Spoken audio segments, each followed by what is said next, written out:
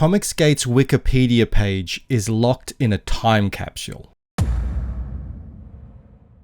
If you'd never heard of Comicsgate and for whatever reason stumbled onto the Wikipedia page, you'd be forgiven for coming to the conclusion that a roving band of racist misogynists suddenly popped up in 2017, hunted down female and minority comic book creators in order to chase them out of the industry, then almost completely vanished a year later, as mysteriously as they appeared.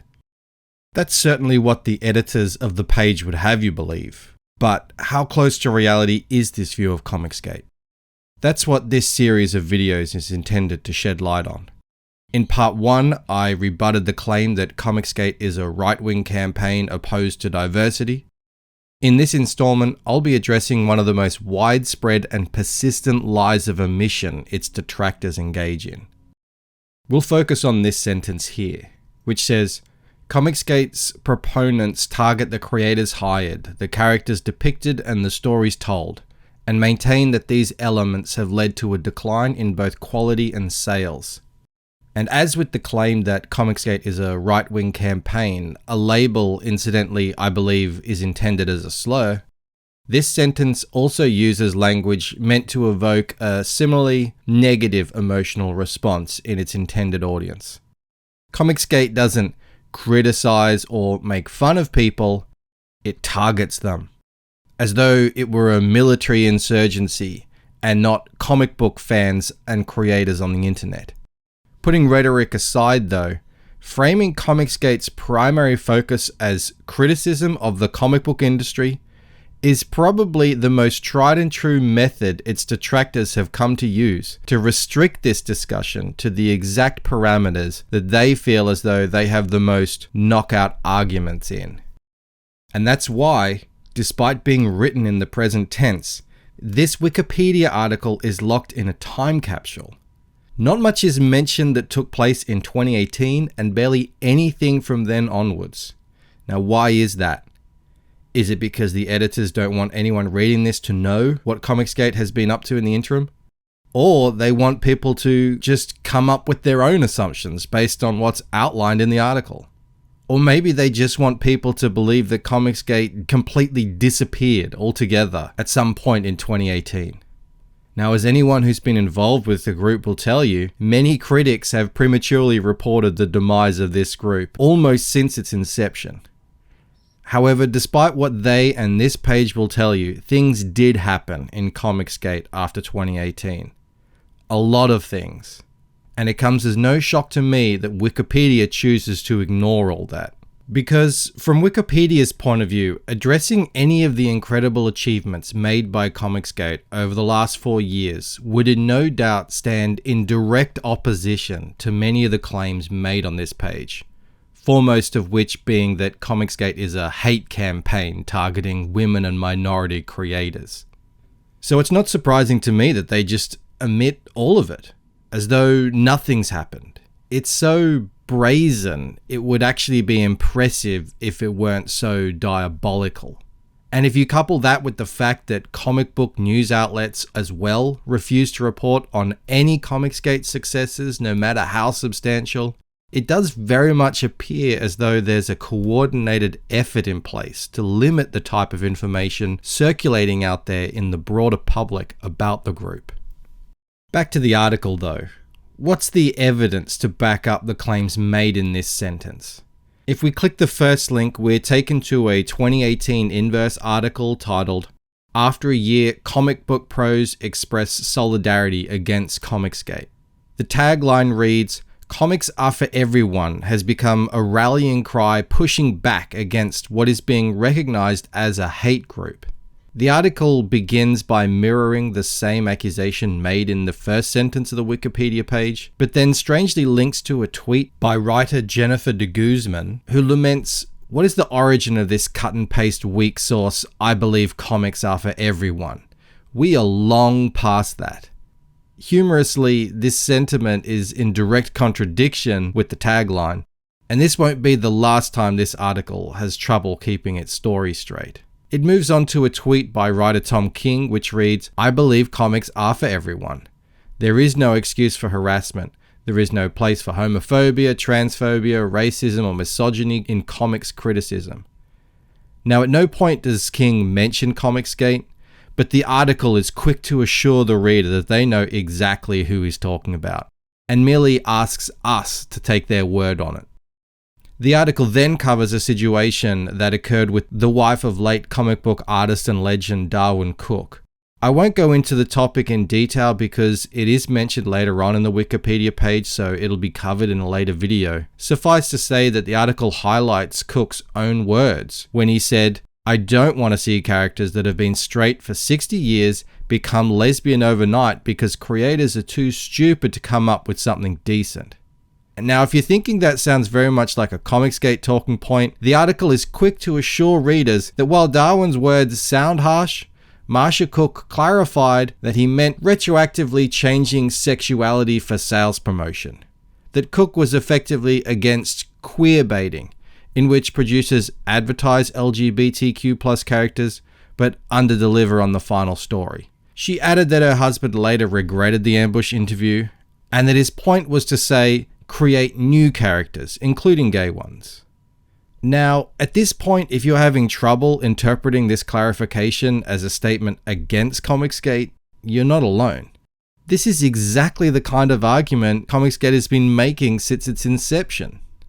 Moving on though, the article then makes a completely unsourced assertion that, like Gamergate, Comicsgate is a movement which many are calling a hate group, characterized by frustrated, mostly white, male conservative readers speaking out against diversity and SJWs, both on the comic book page and behind the scenes at all major publishers. Who the many are making this assertion is not addressed, and no evidence is given to back up this claim. Interesting to note, however, that if we visit splcenter.org, a group that receives favorable treatment on Wikipedia, and search for Comicsgate, no results are found. The article also does briefly touch on the Heather Antos milkshake incident. Another story I won't go into in depth in this video. Suffice to say, no evidence is made available that would back up an assertion that Comicsgate targets creators as part of some coordinated harassment campaign. Now, if at this point you're beginning to wonder how this article even qualifies as a source, it gets better. Remember the assertion from this sentence that says Comicsgate maintains that these elements have led to a decline in both quality and sales? If by these elements it means forced diversity, ideological preaching, pandering, and tokenism, then this is something I actually agree with.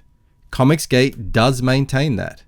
However, in an effort to contradict itself one last time, the article finishes by pointing out that the relatively low sales of monthly comics is incongruous to the sky-high sales of movie tickets, indicating a readership in stasis. If you click on this link, you'll be taken to another article called 2017, the year almost everything went wrong for Marvel Comics, in which it's reported how a Marvel sales executive at the time was quoted saying, "What we heard was that people didn't want any more diversity. They didn't want any female characters out there. That's what we heard, whether we believe that or not. I don't know if that's really true, but that's what we saw in sales. We saw the sales of any character that was diverse, any character that was new, our female characters, anything that was not a core Marvel character, people were turning their nose up against." I could be wrong, but that very much sounds like a Marvel sales executive in 2017 agreeing with Comicsgate based on actual data from the time, confirming that focusing on a social justice-driven agenda, gender swapping, race swapping, queer baiting, these things turn readers away, resulting in a decrease in sales. And speaking of sales, the second source linked in this sentence takes us to a 2018 Sci-Fi Wire article titled "Admits Harassment, Indie Comics Publishers Remain Supportive of Marginalized Creators," where the author attempts to rebut this argument, writing, if this sales executive were right, then a female Muslim American hero wouldn't have become one of the publisher's most popular new additions over the last few years. Captain Marvel would still be a man, and the unbeatable Squirrel Girl wouldn't be quite so unbeatable.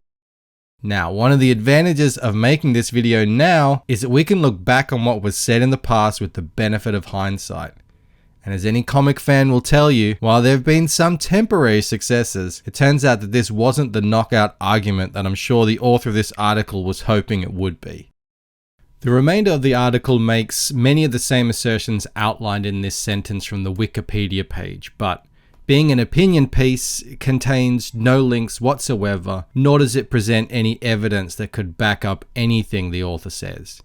It does, funnily enough, end on this paragraph, which says, Comicsgate continues to publish blacklists of creators, editors, and even members of the press in an attempt to warn their followers about those individuals who seek to unravel the industry they love. Now, while I suppose I should thank the author for acknowledging that Comicsgate was, at the time, operating from the position of attempting to save the industry from individuals seeking to unravel it, but more to the point, the author has the first part exactly backwards. It wasn't Comicsgate publishing blacklists of creators, editors, and members of the press. The real blacklist was uncovered in July of 2020 when a number of professionals working for the Big Two and some smaller publishers had their private Facebook group exposed, and evidence of their lies, collusion, rumor spreading, defamation, and even contract interference was laid bare for all to see. The final source given as evidence to claim that Comicsgate targets people is a 2018 Canadian news article titled Edmonton Comic Book Store Links Break Into a Controversial Debate. It turns out that the title is comically accurate because it really is the comic book store in question and only them making that connection. The article is about how back when Richard C. Meyer was hoping to have Jawbreakers published through Antarctic Press, and one can only assume distributed through the Diamond Catalogue, this Edmonton comic book store owner decided, apropos of nothing it would appear, to announce on social media that she would not be stocking the comic. However, when the store was broken into and cash stolen from the register a few weeks later, the owner came to the following conclusion. I see it as a statement that we can get to you. For this to be a random attack at the same time we are being harassed online, what else could it be? Of course, as has been the standard in all of these articles, no evidence is offered to support the conclusion that the break-in had any connection whatsoever, and the article ends with, none of the allegations have been proven in court. And isn't it funny that that's the final line we're left with when it comes to what Wikipedia believes is evidence of its claims? None of the allegations have been proven. Indeed. Yet, this is where we find ourselves, years later. A Wikipedia page trapped in 2018 with sources that prove nothing more than certain people have published certain opinions about a group that for the most part walked away from caring what corporate comics is even up to, other than to glance back and occasionally laugh or lob a few well-timed we told you so's over to the smouldering remains of an industry we once loved.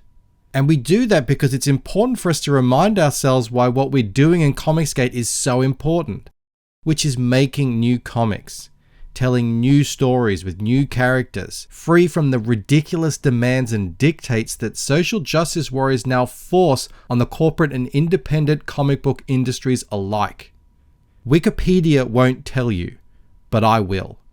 Since 2018, Comicsgate has produced close to 400 titles, raising almost $13 million for its creators. This is what Comicsgate actually is. This is what it actually does. Yes, it's true, back in 2017 and some of 2018, Comicsgate's primary focus was criticizing industry professionals over their writing, their art, their shoddy editing, and bad behavior on social media. In my opinion, that criticism was right, and has been proven right many times since. But after beating our heads against a brick wall for over a year, most of us realized that the corporations were never going to listen to our complaints. So we got smart and we pivoted. We moved away from focusing on what was left of Marvel and DC and started investing in ourselves.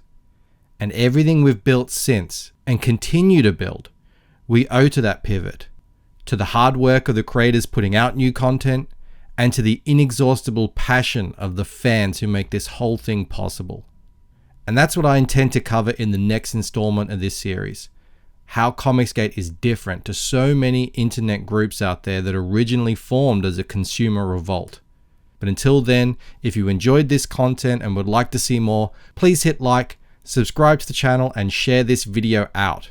And importantly, if you disagree with anything I've said in this video, please let me know in the comments. Alright, until next time, I'll see you later. Bye.